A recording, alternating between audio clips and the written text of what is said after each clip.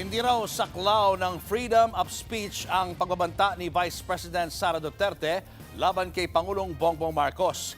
Yan ang giniit ng bagong testigong ipinresenta ng prosekusyon. Bukod dyan, isa pang testigo ang gustong maisalang bukas, walang iba kundi si NBI Director Melvin Matibag. Live mula sa Senado, nasa frontline ng balitang yan si Camille Samonte. Camille, anong nangyari sa hiling na tumistigo bukas si Director Matibag?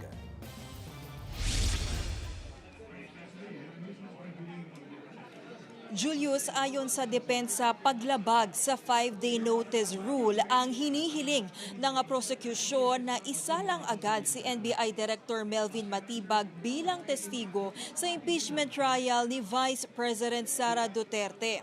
Sabi pa ni Senator Judge Alan Peter Cayetano, hindi pwedeng si Matibag ang magdidikta kung kailan siya dadalo sa paglilitis. Nitong weekend, una nang humiling si NBI Director Matibag sa prosekusyon na maging maaga sana ang schedule ng kanyang pagharap bilang testigo sa impeachment trial.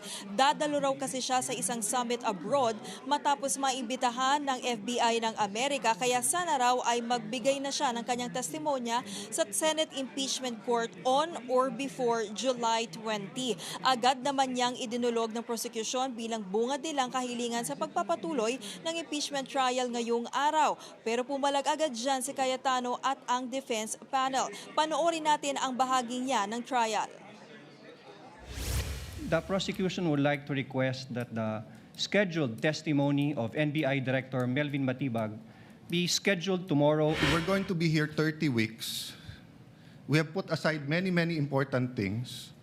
We have put aside many foreign trips, many local trips. I find it in bad taste that a bureau head will dictate to us that he's not available next week. Will be a violation of the basic tenets of fair play. It will set a bad precedent insofar as surprise witnesses will be allowed at any point of the proceeding. It will also violate our right to cross-examine intelligently.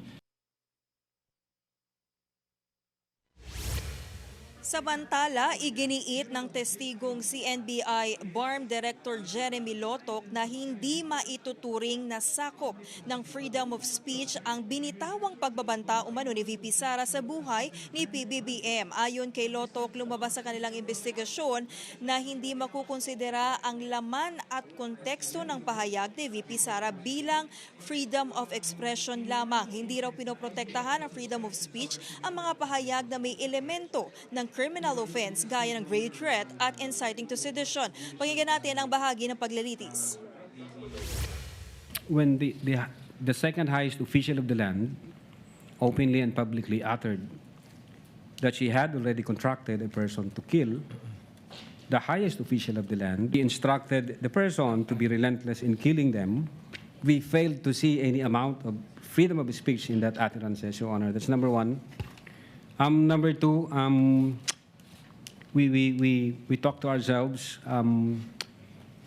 If we allow the argument that it is within the bounds of freedom of speech, so imagine, Your Honor, the anarchy, the disorder, and the chaos it would bring to our country. Freedom of speech protects lawful expression, but it does not protect utterances that satisfies the elements of a criminal offense. Like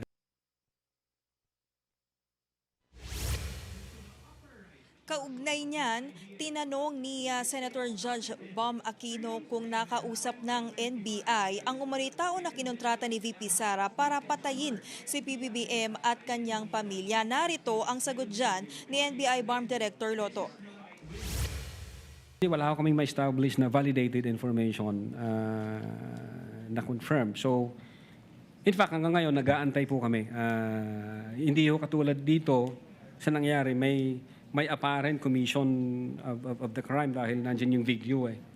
Opo. So ang ibig niyo pong sabihin, bilang NBI, hindi niyo nahanap yung taong ito, pero literal niyo tong, sabi niyo, literal itong pag-assess niyo dun sa statement dahil ito mismo yung nasabi ng Vice President.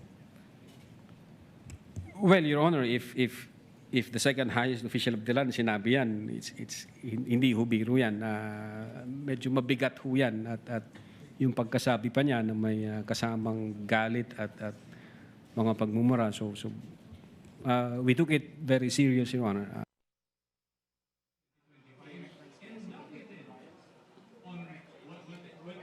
Julius, tinanong din ni Senator Judge Aquino ang defense team ni VP Sara kung bakit wala pa silang pagtatanggi dito nga sa alegasyon na may kinontrata di umano itong si VP Sara para nga gawin yung krimen. Buwelta naman ng defense team, hindi raw yan totoo dahil magpepresenta pa sila ng kanilang counter evidence ukol dito. Binigyan din ng defense team na nasa burden daw yan ng prosecution para patunayan kung totoo nga ba yan.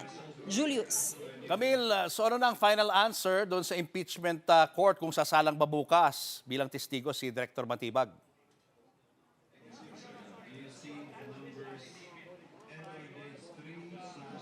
Nako Julius, wala pang desisyon yung Senate Impeachment Court no tungkol diyan at dahil nga ngayong at as of this moment ay nagpapatuloy na yung cross-examination ngayon nga dito sa testigo na si NBI BARM Director Lotok. So maaring malaman natin yan before kung mag-decide ang impeachment court na tapusin na yung pagsalang ng ikalawang testigo ngayong araw ay normally before matapos nga itong Senate Impeachment Court ay dinidiscuss yung mga matters na ganyan.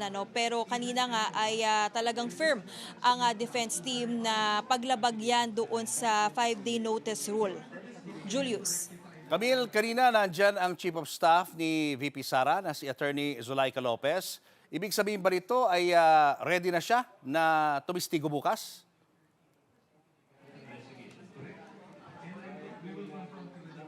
Julius, dalawang araw actually yung sabina nito ni Zulaika Lopez dito nga sa Senate Impeachment Court. So ngayong araw nandirito siya at naka-standby nga siya dahil kung sakali nga na matapos agad itong pagsalang ni Lotok at dahil nga ngayong oras na ito ay sumasalang na siya para nga doon sa cross-examination ng defense team ay kung magdesisyon ng impeachment court na simulan na rin yung pangatlong testigo ay maaring pwede na siyang isalang. At base kasi sa impormasyon, Julius, na nakuha natin kanina ay maaaring hanggang alas 7 or hanggang alas 8 ng gabi matapos yung trial ngayong araw. So titignan natin kung siya ba ay masisimulan ng mapresenta ng prosecution. Pero ngayong oras na ito, ang defense team pa yung nagsasagawa ng kanilang cross-examination. Julius. Maraming salamat, Camille Samonte. Mga kapatid, Julius Babaw po. Para sa komprehensibo at makabuluhang balitaan at talakayan, mag-follow at mag-subscribe na sa social media pages ng News 5.